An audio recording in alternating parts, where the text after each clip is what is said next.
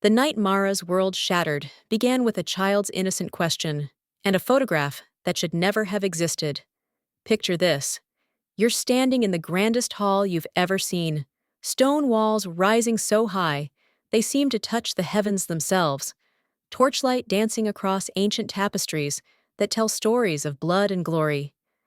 Your hand is wrapped tight around a small girl's fingers. This child you've raised for 6 years, loved with every broken piece of your heart, protected from shadows you couldn't name. And then she stops.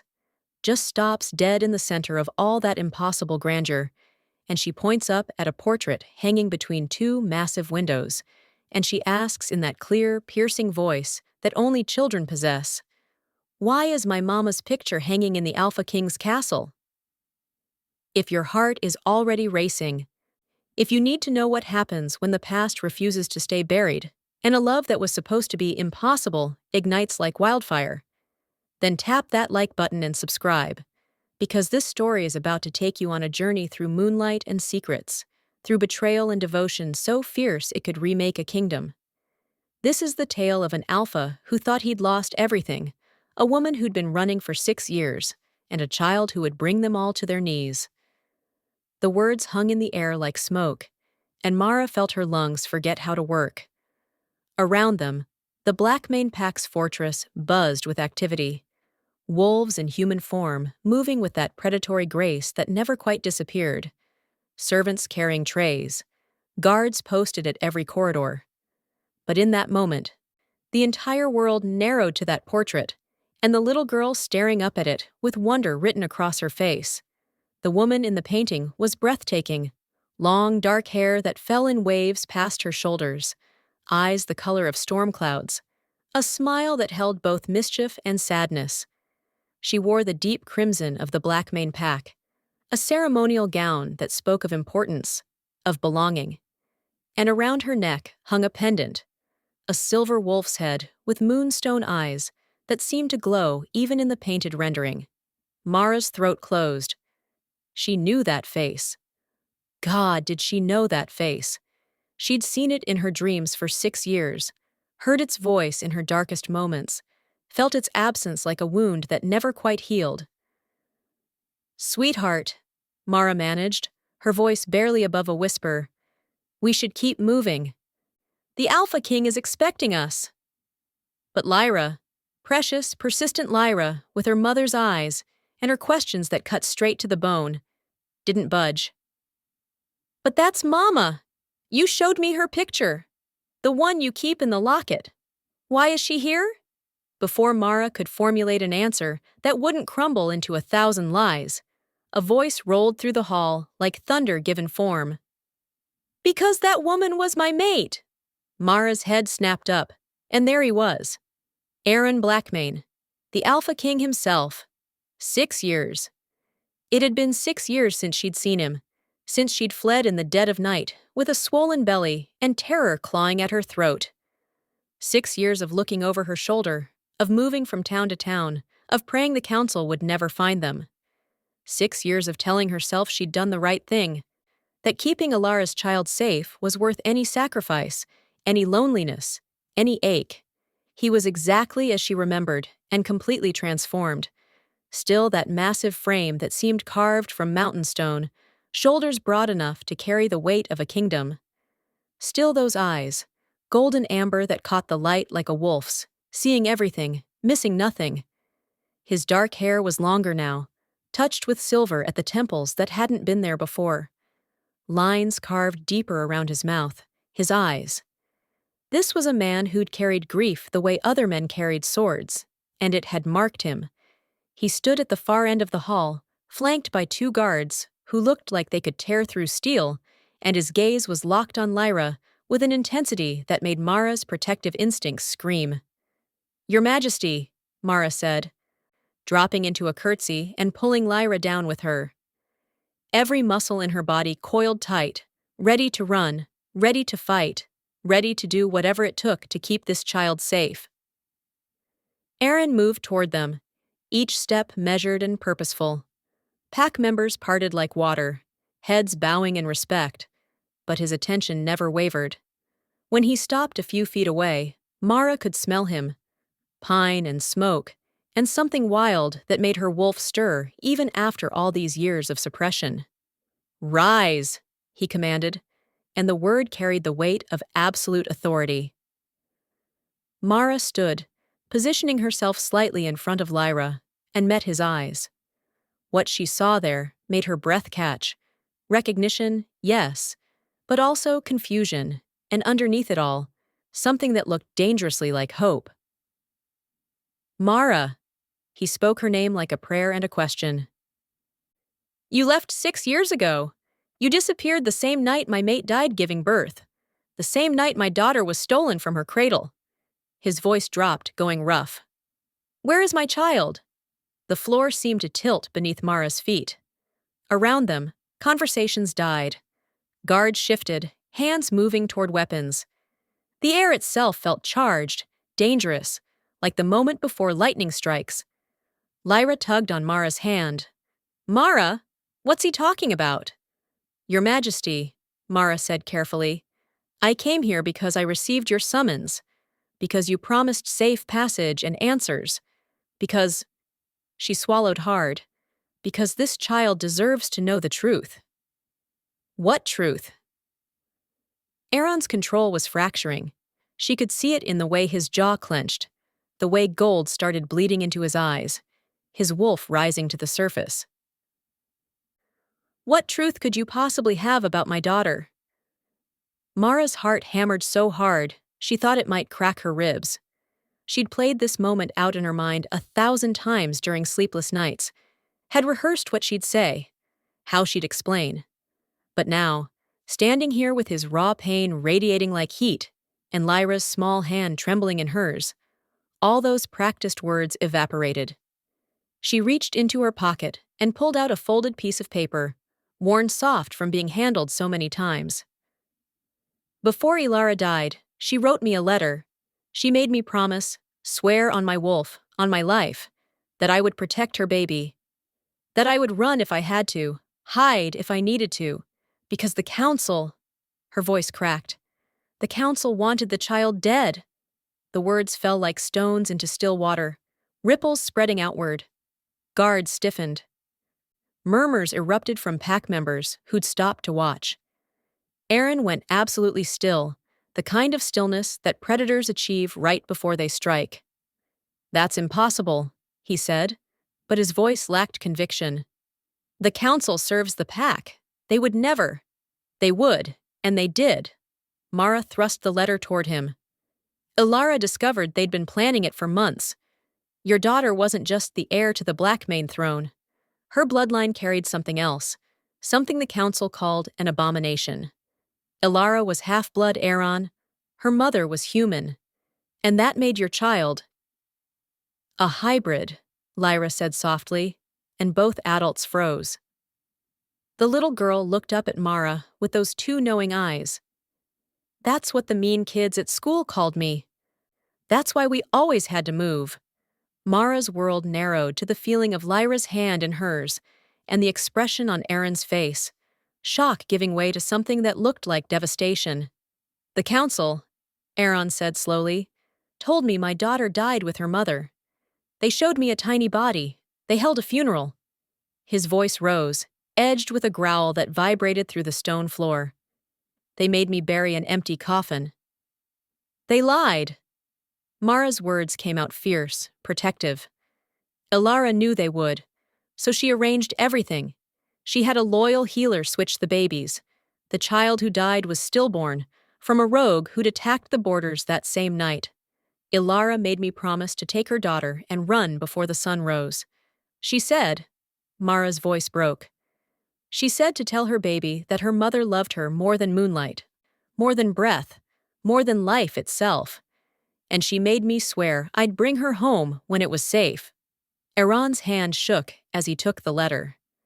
Mara watched his eyes move across the words, saw the exact moment recognition hit. Ilara's handwriting, Ilara's voice reaching from beyond the grave. His face crumpled just for a second, before he rebuilt his walls. When he looked up, his gaze moved past Mara to Lyra, who was watching him with a mixture of curiosity and wariness. "How old are you, child?" he asked, and his voice gentled in a way Mara had never heard before. 6 3/4, Lyra said proudly. "My birthday is March 15th. The exact date Alara had died. The exact date Aaron's world had ended. He dropped to one knee, bringing himself to Lyra's eye level, and Mara's instincts screamed to pull the child back, to run, to protect. But something in his face, the raw, desperate hope, kept her frozen. "Do you know what this is?" Aaron reached under his collar and pulled out a pendant, a silver wolf's head with moonstone eyes, the match to the one in the portrait, the one Alara had been painted wearing. Lyra's eyes went wide. "Mama's necklace." "Your mama's necklace," Aaron corrected softly. "She gave it to me the day we bonded. Said it was her most precious possession because her mother gave it to her, and her grandmother before that. An heirloom passed down through the women of her line, and she made me promise that if we ever had a daughter, I would give it to her on her 7th birthday. His hand shook as he lifted the chain over his head. "I know we just met. I know this must be confusing and frightening, but if you'll accept it, this belongs to you." "It's always belonged to you." Lyra looked at Mara, seeking permission, and Mara felt tears burning hot behind her eyes. She nodded, unable to speak past the lump in her throat. Aaron placed the pendant around Lyra's neck with the careful reverence of someone handling the most fragile, precious thing in existence. The moonstone caught the light, and something in it seemed to recognize its rightful owner. It glowed, just for a moment, with an inner luminescence that made everyone watching gasp. "It knows you," someone whispered. "The heirloom knows the bloodline." Aaron's control finally shattered. He pulled Lyra into his arms, and the sound that came from him was something between a sob and a howl. 6 years of grief and loss and loneliness pouring out in one wrenching moment. My daughter. They told me you were dead. They told me I'd lost everything." Lyra, who'd spent 6 years with only Mara's love to shield her from a world that called her an abomination, wrapped her small arms around this massive stranger's neck.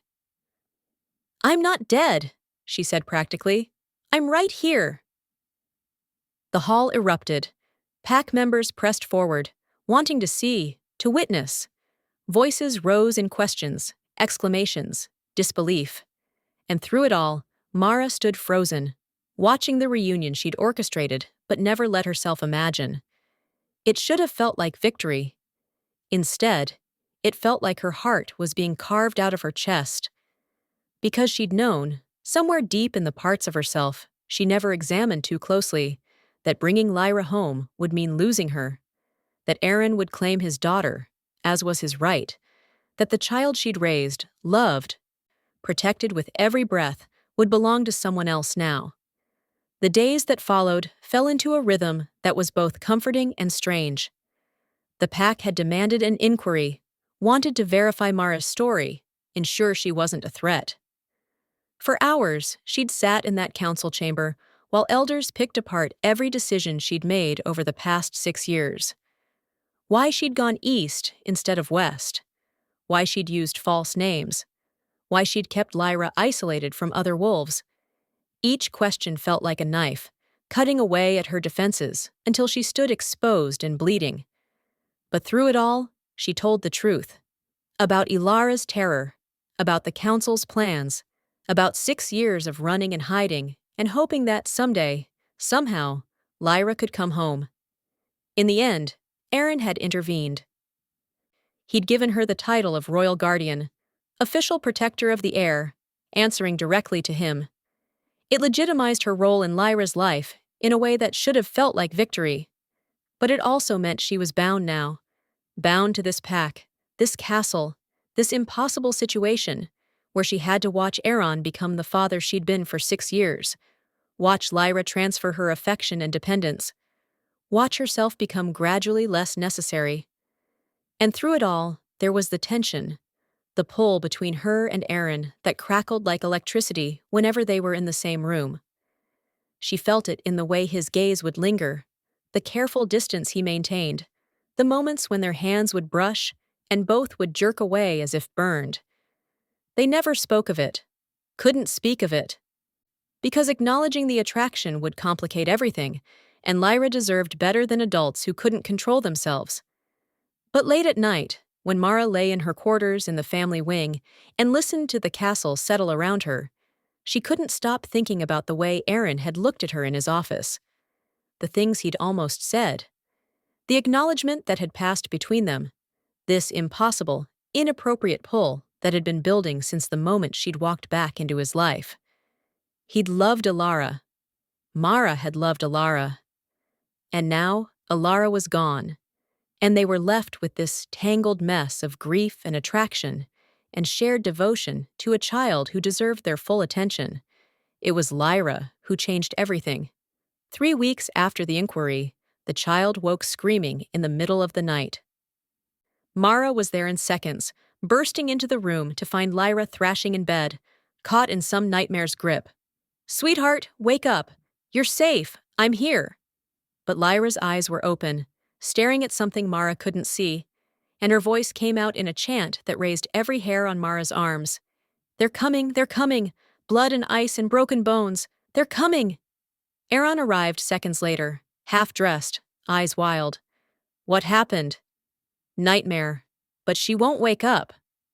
Lyra's body went rigid, back arching off the bed, and the moonstone pendant around her neck blazed with light, so bright it hurt to look at. Her voice changed, deepened, took on harmonics that didn't belong to a 6-year-old child. "The old debt comes due. The blood that was spilled demands answer. 3 nights hence, when the moon goes dark, the Wraith King will come to claim what was promised, the hybrid child, the broken bond, the price paid in screams." Then she collapsed, the light dying, leaving only a small girl gasping for breath. The prophecy was real, which meant the threat was real. The Wraith King, some ancient entity tied to a debt the Blackmane Pack had incurred centuries ago, was coming for Lyra in 3 nights. The castle erupted into frantic preparation. Warriors reinforced defenses with iron and salt. Scholars scoured ancient texts for information about the debt, about loopholes, about any way to avoid what was coming. And Mara and Aaron found themselves thrown together in crisis, the careful distance between them dissolving under the weight of shared terror for the child they both loved. It was in Aaron's office, late on the second night, that everything finally broke open. They'd been reviewing defensive positions, arguing about the best way to protect Lyra if the Wraiths breached the castle walls. The argument had escalated, voices rising, until Aaron slammed his hand on the desk, hard enough to make Maps jump. "I can't lose her again," he said, voice raw. "I can't. I just got her back. If something happens to her, it won't." Mara's certainty was absolute. "Whatever it takes, whatever we have to do, she'll survive this." "You can't promise that. Watch me." They stared at each other across the desk, both breathing hard, and something in the air shifted, changed. All the things they'd been carefully not saying suddenly pressed close, demanding acknowledgement. "Mara!" Aaron's voice dropped, going rough. "If this goes wrong, if tomorrow night we fail and I lose both of you, don't. I need to say this. Need you to know." He moved around the desk, closing the distance between them. "Alara loved you like a sister. But I think she knew. I think she knew that if anything happened to her, you'd be the one person I could trust completely. Not just with Lyra, but—" "Aaron, we can't do this. Not now. Not with everything." "Then when?" The question came out almost desperate. "You've been here for weeks, and I've watched you with our daughter. Yes, our daughter. Because that's what she is now. I've watched you navigate this impossible situation with grace and strength and so much love. And I've wanted—" He stopped, jaw clenching. "I've wanted things I have no right to want." Mara's heart hammered against her ribs. She has to come first, Whatever this is between us, Lyra comes first. I know, but when she's safe, we're having that conversation. The one about what we are to each other. Because I'm done pretending there's nothing here. So am I. The admission felt like stepping off a cliff. Aaron reached up, his hand cupping her cheek with devastating gentleness. When she's safe, then we figure this out. For one stolen moment, they stood like that. Two people finally acknowledging what had been building since she'd walked back into his life. Then the moment shattered, broken by a guard's urgent knock. Alpha, the scholars found something. You need to see this. What they'd found was both hope and horror. The debt could be satisfied with a substitute, someone of equal value to the hybrid heir, someone with alpha blood. Through bonding, a mate could qualify. The implication hung in the air like a noose. If Aaron bonded with someone, that person could be offered as substitute, could take Lyra's place. The elders suggested it almost casually, as if it were a simple strategic decision, rather than asking someone to sacrifice themselves. And Mara saw the exact moment Aaron understood what they were implying. That he could bond with Mara, then offer her as payment. His rejection was immediate and absolute. No, that's not an option. Don't suggest it again. But the seed was planted.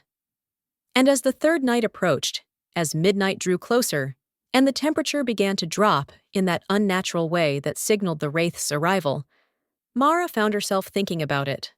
About the choice. About what love demanded. About the fact that she'd already given 6 years of her life to keeping Lyra safe. What was 60 more? Because that was the other thing the scholars had found. The substitute would serve 60 years in the Wraith Court. 60 years of living death, of cold and gray and endless time. But Lyra would be safe. When the Wraith King arrived at midnight, materializing in the courtyard with his army of smoke and shadow, Mara made her choice. She watched Aaron fight, magnificent and terrible, holding a line that was clearly failing. Watched the Wraith King demand the hybrid child, watched their carefully prepared deception crumble as the ancient entity saw through their lies about a child who'd died 6 years ago. And then she stepped forward. I invoke the right of substitution. Everything stopped. Aaron's face morphed from confusion to horror as he realized what she was doing. You claim to be of equal value to the hybrid heir? The Wraith King asked. I claim alpha blood through bonding. The lie came easily because it had to. I am the alpha's mate, sealed under pack law. That makes me eligible as substitute. Mara, no! Aaron's roar shook the stones. But the Wraith King was looking at Aaron now, waiting for confirmation. And Aaron, trapped between love for his daughter and love for this woman, made the only choice he could. She is, he said, each word clearly costing him. Mara Thornwood is my bonded mate. The deal was struck. 60 years of service in exchange for Lyra's life. Mara took the Wraith King's hand, felt cold explode through her, felt the world tilt and colors drain away. The last thing she saw before darkness claimed her was Aaron's face. Grief and rage and love finally unhidden, finally acknowledged. Too late. Mara woke to gray. The Wraith Court was exactly as terrible as she'd imagined. Endless halls of ice and stone, time moving strangely, cold seeping into her bones until she wasn't sure she'd ever been warm. Her duties were menial and eternal, maintaining the Hall of Echoes, where the memories of the dead were stored like books on endless shelves. She didn't age, didn't sicken, but she felt every second of every day, time stretching like torture. Once a year, on the dark moon, she was allowed to look through the veil, to see the life she'd left behind without being able to touch it, speak to it, change it. The first year, she saw Lyra crying herself to sleep, asking when Mara was coming home. Saw Aaron holding their daughter, his own face ravaged with grief, whispering promises that he'd find a way to bring her back. The second year, Lyra was 8, brighter, stronger, but still asking questions, still researching in the library, determined to find a loophole.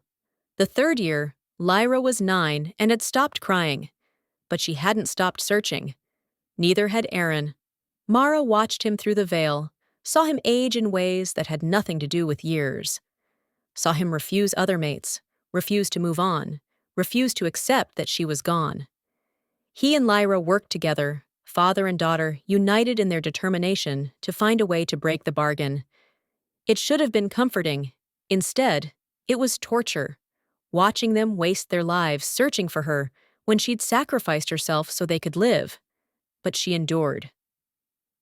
Day after day, year after year, she endured, because love, real, true, sacrificial love, demanded everything, and Mara had nothing left to give except time. Year 6 of Mara's service. The library in the Blackmane Castle had become Lyra's second home. At 12 years old, she'd read more texts on wraith lore, ancient treaties, and magical bargains than most scholars managed in a lifetime. "There has to be something," she muttered, pushing aside another useless volume. "Some way to get her back early." Aaron watched his daughter from the doorway, heart aching with pride and grief in equal measure. She had Alara's intelligence, his determination, and Mara's unwavering loyalty. The perfect combination of everyone who'd loved her. "We'll find it," he promised, moving to stand beside her. "Will we?" Lyra looked up at him, and her eyes were far too old for 12. "She's been gone 6 years, Papa. 6 years of her 60-year sentence. What if we can't find a way? What if she dies there, alone and cold, and we never even got to tell her?" Her voice broke. Aaron pulled her into his arms. "Then we keep looking for the next 54 years if we have to. We don't give up on her. Ever." "Do you love her?" The question was quiet, almost shy. "Mara, I mean, not just because she saved me, but really love her?" Aaron had spent 6 years avoiding that question, from his daughter, from his pack, from himself. But sitting here in lamplight with the child who'd brought them all together, he couldn't lie anymore. "Yes," he said simply. "I love her. I think I've loved her for longer than I was willing to admit. And when she comes home, because she will come home, I'm going to tell her that. I'm going to give her the choice Ilara's death and the council's corruption stole from us." "Good." Lyra nodded firmly. "Because she loves you too. I could see it, even when I was little. The way she looked at you when she thought no one was watching." She paused. "I think Mama would be happy that you found each other." The words hit Aaron like a benediction. He'd spent so long feeling guilty about his feelings for Mara, as if loving her somehow betrayed Ilara's memory. But Ilara had chosen Mara to protect their daughter, had trusted her above everyone else. Maybe that trust extended to this too, to the idea that the people who loved Lyra most might find their way to loving each other. "I hope so," he said quietly. "Then let's keep searching." Lyra pulled another book toward her. "Because I want to tell her about this conversation. Want to see your face when you finally admit it to her. Want us to be a real family, not just people connected by guilt and sacrifice." So they kept searching, day after day, text after text, refusing to accept that 60 years was inevitable. And in the Wraith Court, during her annual viewing, Mara watched them work together and felt something besides despair for the first time in 6 years. Hope. Tiny and fragile, but real. Maybe there was a way out. Maybe their determination would find the loophole the Wraiths had hidden. Maybe, just maybe, she'd get to go home before 60 years turned her into something no longer quite human. Maybe she'd get that conversation with Aaron after all. The one about what they were to each other. The one about the future they might still build, if hope and time and love proved strong enough. Year 10 of Mara's service. The breakthrough came on a dark moon in autumn, when Lyra was 16 and had grown into a young woman of formidable intelligence and will. She found it in a text so old the pages crumbled at her touch, a provision in the original treaty that no one had noticed because it was written in a dead language, tucked into a footnote. "Papa!" Her shout echoed through the library. "Papa, I found it!" Aaron came running, along with half the scholars in the castle. Lyra's hands shook as she translated. A debt paid in willing sacrifice may be reclaimed through willing sacrifice of equal measure. Should the debtor's bloodline produce one willing to take the original's place, the exchange may be made, but only if the original agrees to the substitution, and only if they have served at least 10 years of their sentence. 10 years. Mara had been gone 10 years. "It's a substitution clause," one of the scholars breathed. "Someone else can take her place, but only if she agrees, and only now that she's served a decade." "Then we go," Aaron said immediately. "We invoke the clause. We bring her home." "Alpha, the substitute would have to serve the remaining 50 years. Then I'll serve them." His voice was absolute. "I'll take her place. 50 years in the Wraith Court in exchange for bringing her home." "Papa, no!" Lyra grabbed his arm. "You can't. The pack needs you. I need you. And I need her." The words burst from him, raw and desperate. "I've needed her for 10 years. I've watched through every dark moon as that place drains the life from her, even though she doesn't age. I've seen her fade, become more gray, more hollow. Another 50 years, and there'll be nothing left to bring home." He cupped Lyra's face. "You're almost grown. You'll be fine. The pack is stable. But Mara sacrificed everything for us. It's my turn." "There might be another way." The elderly scholar who'd helped them from the beginning stepped forward. "The clause says, willing sacrifice of equal measure. It doesn't specify that the substitute must be a person." Everyone stared at her. "What are you suggesting?" Aaron asked. "The Wraith Court feeds on life, on warmth, on time. What if we offered something else they value? Something that would feed them for 50 years without requiring a living sacrifice?" "Like what?" The scholar smiled grimly. "Like the power of an alpha bloodline, willingly given. Not your life, Alpha, but your wolf. Your ability to shift, your connection to the pack mind, your supernatural strength. All of it, bound into a magical construct and offered to the Wraith Court. It would feed them the same way a living person would, but you'd be free to return home." The implications crashed over Aaron like a wave. Give up his wolf? Become fully human, unable to shift, unable to feel the pack bonds that had defined his entire life. It would be like cutting out part of his soul. But Mara would come home, would be free. "How do we do it?" he asked. The ritual took 3 days to prepare. Aaron stood in a circle of salt and iron while pack healers chanted in the old language, drawing out the essence of his wolf.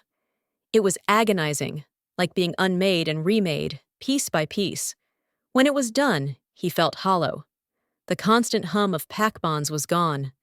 The strength that had always been his birthright had faded to merely human levels.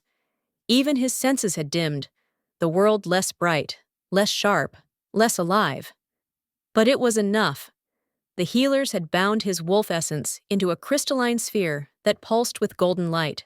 50 years of power, ready to be offered. "It will work," the elderly scholar promised. "The Wraith Court cannot refuse this. It's equivalent exchange, and they're bound by their own laws." "Then let's bring her home," Aaron said. The journey to the Wraith Court required magic Aaron no longer possessed, so he went accompanied by the pack's strongest wolves. They traveled through the veil on the dark moon, stepping from the mortal world into that place of endless gray. The cold hit like a physical blow. The emptiness pressed down like weight. And somewhere in this impossible place, Mara had been surviving for 10 years. The Wraith King appeared before them, tall and terrible, crowned in ice and bone. "Why do mortals trespass in my domain?" I invoke the substitution clause, Aaron said, holding up the crystal sphere.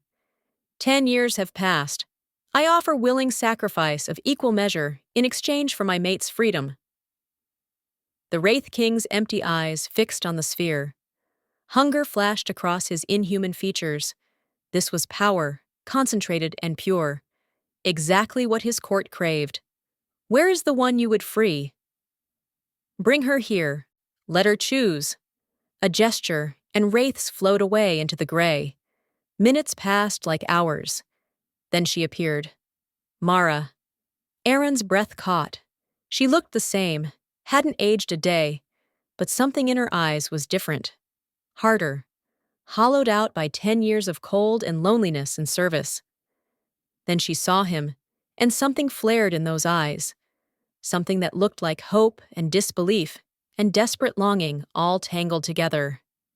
Aaron? Her voice was rusty from disuse. You can't be here. This is real, he interrupted. I'm real, and I'm here to bring you home.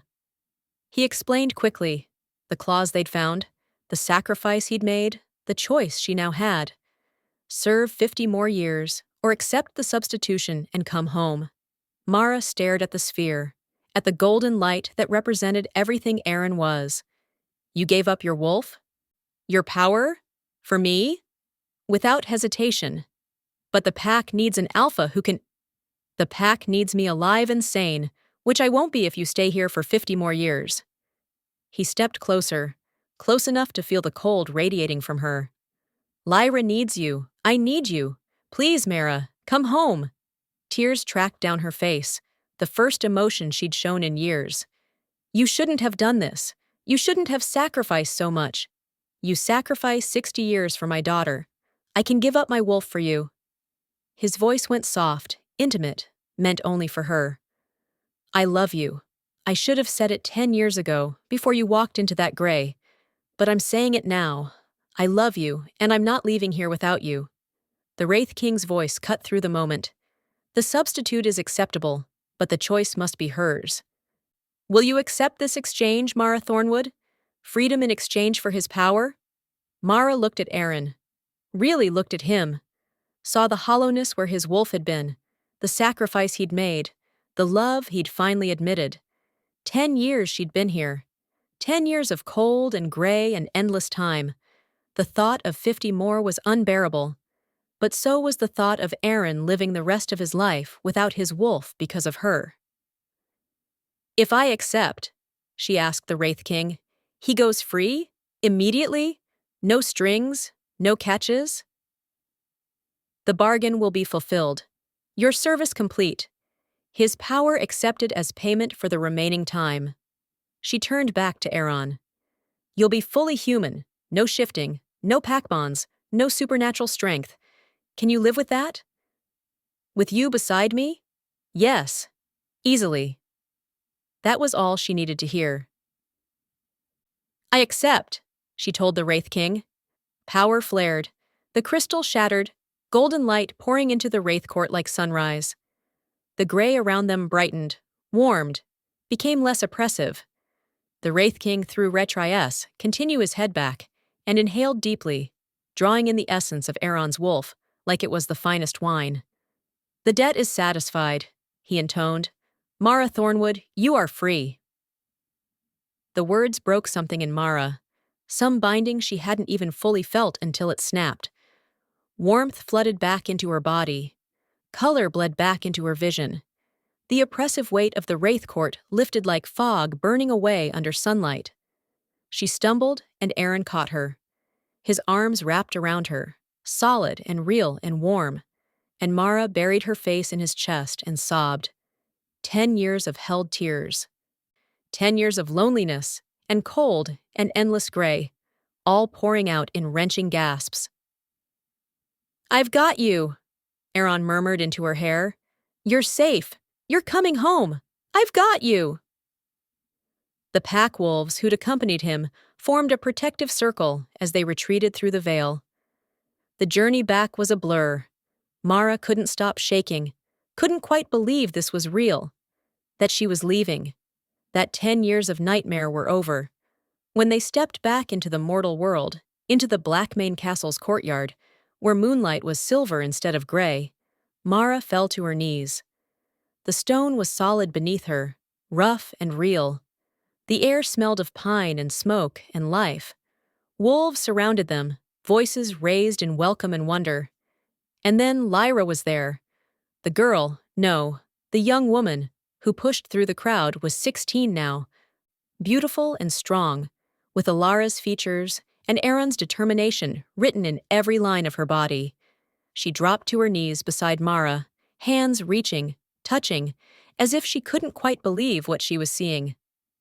"You're home," Lyra breathed. "You're really home." Mara reached up with shaking hands, cupped that beloved face. "You're so grown, so beautiful. I missed," her voice broke. "I missed so much." "You're here now. That's what matters." Lyra threw her arms around Mara's neck, and they held each other while the pack watched, and Aaron stood guard over them both. This was what Mara had traded 60 years for. This moment, this child, safe and loved and thriving. It had been worth it. Every gray day, every cold night, every endless hour. Worth it for this. The days that followed were strange and difficult. Mara had to relearn how to exist in a world with color and warmth and time that moved normally. Everything was too loud, too bright, too fast. She startled at sudden movements, struggled with crowds, spent hours just standing in sunlight because she could. Aaron understood. He was going through his own adjustment, learning to live without his wolf, without the pack bonds that had always connected him to his people. They were both diminished versions of themselves, both learning how to be something new, but they learned together. It started small, shared meals where they'd catch each other's eyes and just look, acknowledging that they were both here, both real, both alive. Walks in the garden where Aaron would take her hand, and neither would mention how neither wanted to let go. The pack watched with knowing eyes. Lyra watched with hopeful ones, and slowly, carefully, Aaron and Mara began to figure out what they were to each other beyond crisis and sacrifice. It was Mara who finally initiated the conversation they'd been dancing around for weeks. She found Aaron in his study late one night, poring over pack business that he now had to manage without supernatural senses to guide him. "You gave up everything for me," she said without preamble. He looked up, set down his pen. "I gave up my wolf. You gave up 10 years. That's not the same. I was fulfilling a debt, following through on a choice I made. You," she stepped into the room, closed the door behind her. "You sacrificed something fundamental, part of your soul, to bring me home." "Yes." Simple, direct, no apology in it. "Why?" "You know why." "I want to hear you say it. Not in the Wraith Court, not in crisis, but here, now, when we're both safe and the world isn't ending." Aaron stood, moved around the desk to stand before her. In the lamplight, without his supernatural presence, he looked almost vulnerable. Human in a way he'd never been before. "I love you," he said quietly. "I've loved you longer than I was willing to admit, even to myself. When you were here before, raising Lyra, standing beside me, I felt it. And I was terrified of it because Ilara had just died and you were her best friend, and it felt like betrayal. It wasn't betrayal. I know that now. Ilara loved us both. She trusted you with her daughter because she knew you'd protect her, yes, but also because—" He paused, choosing words carefully.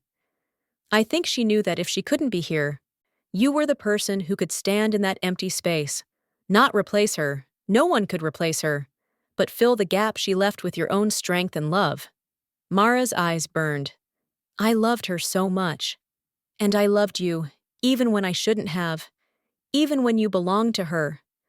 I ran because I couldn't stay and watch you grieve and know I wanted something I had no right to want." "You have every right." Aaron reached up, cupped her face the way he'd almost done a dozen times over the past weeks. "You've always had the right. I was just too blind and too guilty to see it." "And now?" Her voice came out barely a whisper. "Now I'm asking.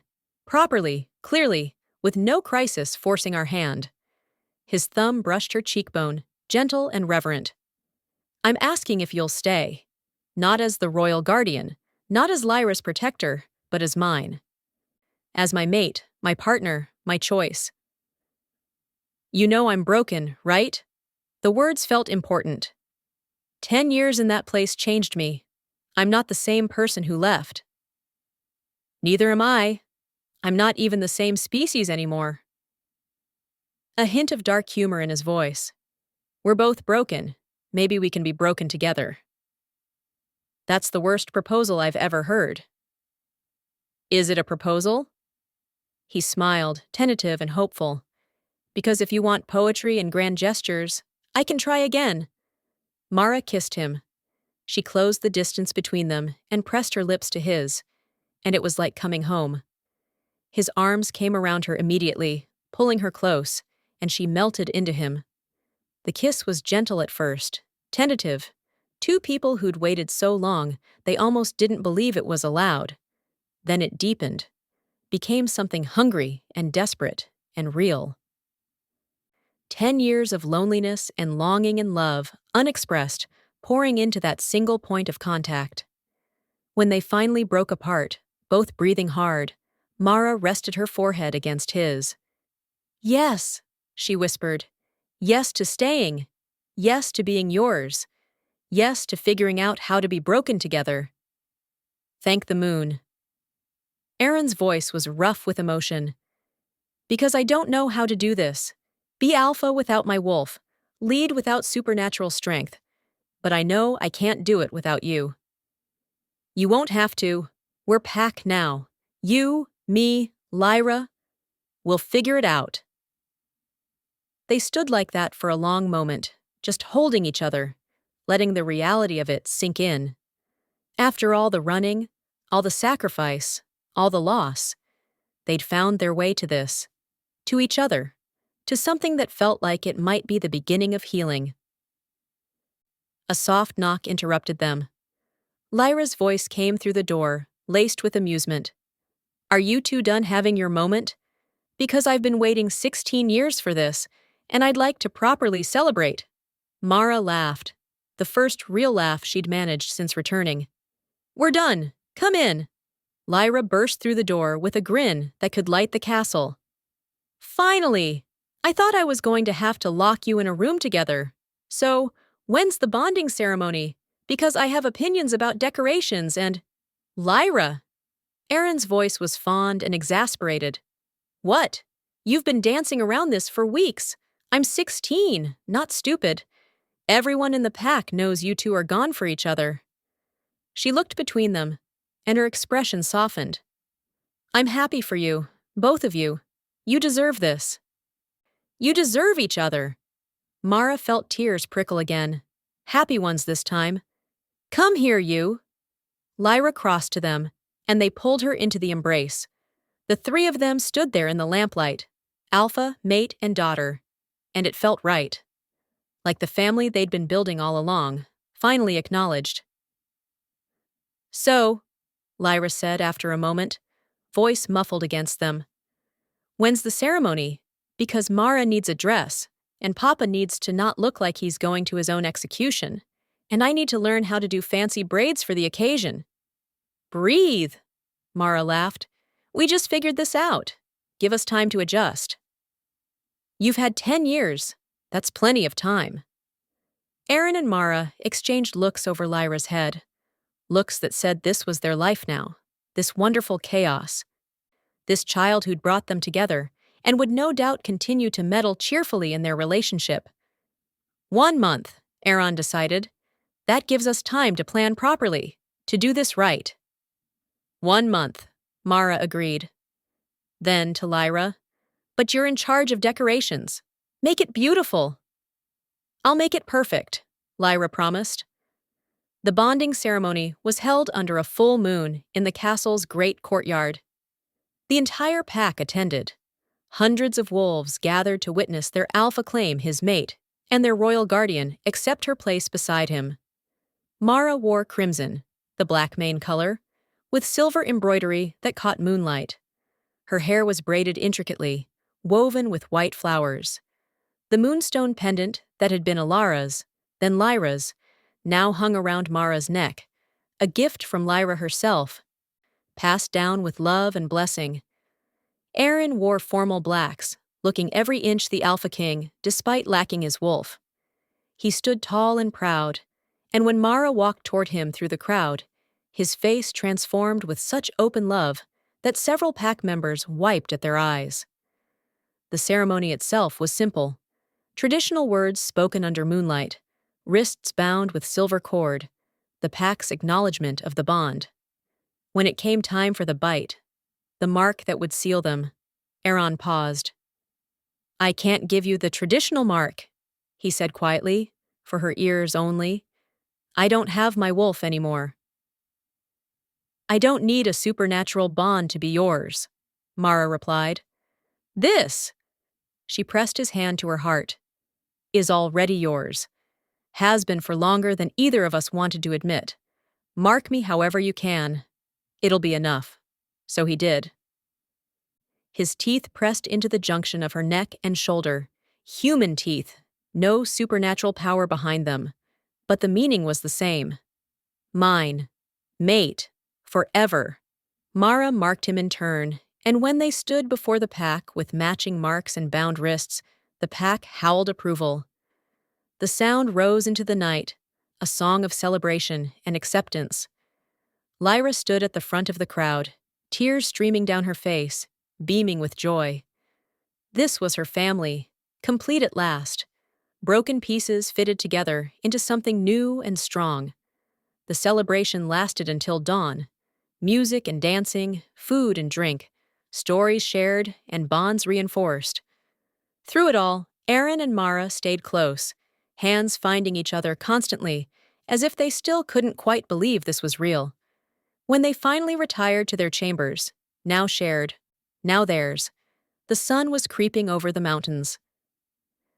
Mara stood at the window, watching light paint the world gold, and felt Aaron's arms wrap around her from behind. "No regrets?" he asked softly. "Not a single one." She leaned back into him. "Well, maybe one. I wish Ilara could see this. See Lyra grown and beautiful. See us finding our way to each other." "I think she knows." Aaron pressed a kiss to her temple. "I think she's been watching over us all along, making sure her family found its way home." "Family," Mara repeated, testing the word. "Is that what we are now?" "That's what we've always been. It just took us a while to recognize it." They stood there as dawn broke fully, light chasing away the last shadows. Two broken people learning how to be whole together. An alpha without his wolf, leading through wisdom and strategy instead of supernatural strength. A woman who'd survived the Wraith Court, bringing that resilience to everything she touched. And a daughter who'd been the catalyst for it all, the bridge between past and future. "What happens now?" Mara asked. "Now? We live." Aaron turned her to face him, and his smile was free of shadows for the first time since she'd known him. "We raise our daughter. We lead the pack. We figure out how to be married. We have arguments about stupid things and make up in creative ways. We grow old together." Sounds terrifyingly normal. "After everything we've been through, I think we've earned normal." Mara laughed, tilted her face up for a kiss. "Normal with you. I can work with that." Outside their window, the Blackmane pack was settling after the celebration. Wolves found their beds, lovers curled together, families reunited. The castle that had seen so much grief and sacrifice now rang with contentment. And in the highest tower, in chambers painted with dawn light, two people who'd loved and lost and fought their way back to each other finally claimed the peace they'd earned. It wouldn't always be easy. There would be challenges, pack politics, external threats, the normal struggles of building a life together. but they'd face it all the way they'd faced everything else. Together, with fierce determination and love that had proven stronger than death itself. Lyra checked on them later that morning, peeking around the door with a grin. "Just making sure you two are actually sleeping and not planning to emerge for days." "We're sleeping," Aaron assured her. "Eventually." "Gross." "That's my cue to leave?" But she was smiling, eyes bright with happiness. "I'm glad you're both home. Really home, not just physically present, but emotionally here. It's been a long time coming." "Thank you," Mara said softly, "for not giving up. For searching for 10 years until you found a way to bring me back. You saved me, sweetheart." "You saved me first. I was just returning the favor." Lyra blew them a kiss and closed the door, leaving them to their well-earned rest. Mara curled into Aaron's side, fitting against him like she'd been made for that exact space. "She's remarkable. Ilara would be so proud." "She is, and yes, she would be." He pressed a kiss to Mara's hair. "Thank you for raising her, for giving her the foundation she needed to become who she is. Thank you for being the father she deserved, for stepping into that role without hesitation. We did good, didn't we?" "Yeah." Mara's voice was drowsy, exhaustion finally catching up with her. "We did really good." As she drifted towards sleep, safe and warm in her mate's arms, in a world that had color and light and infinite possibility, Mara thought about the journey that had brought them here. 6 years on the run with an infant who'd been sentenced to death. 6 years of careful reunion and learning to be a family. 10 years in the Wraith Court, trading her freedom for a child's life. And finally, gloriously, home. Every sacrifice had been worth it. Every moment of pain and fear and loneliness had led to this, to being exactly where she belonged, with the people she loved most in the world. The story that had begun with a child's innocent question in a grand hall, "Why is my mama's picture in the Alpha King's castle?" had become something much bigger. A tale of sacrifice and survival, of love that endured impossible odds, of family forged in crisis and tempered in time.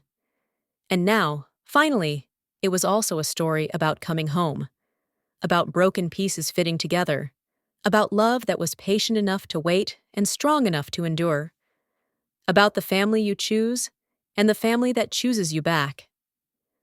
As afternoon light crept across the floor and the castle settled into its daily rhythms, 3 heartbeats kept time in the royal chambers. Alpha, mate, and daughter, each having survived their own trials, each bearing their own scars, but together forming something unbreakable. The future stretched ahead, bright with promise. Challenges would come, they always did, but this family had proven they could survive anything, together, and that was the only certainty they needed.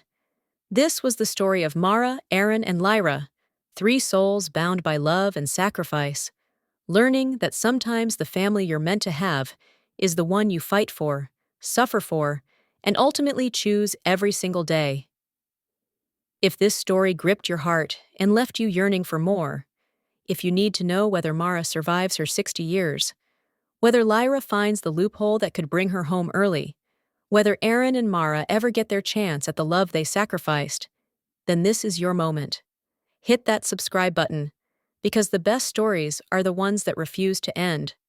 Some journeys take 60 years, some take only a heartbeat. But they all require one thing: someone willing to keep reading, keep believing, keep fighting for the happy ending that seems impossible. Are you that someone? Then, welcome to the pack. You belong here.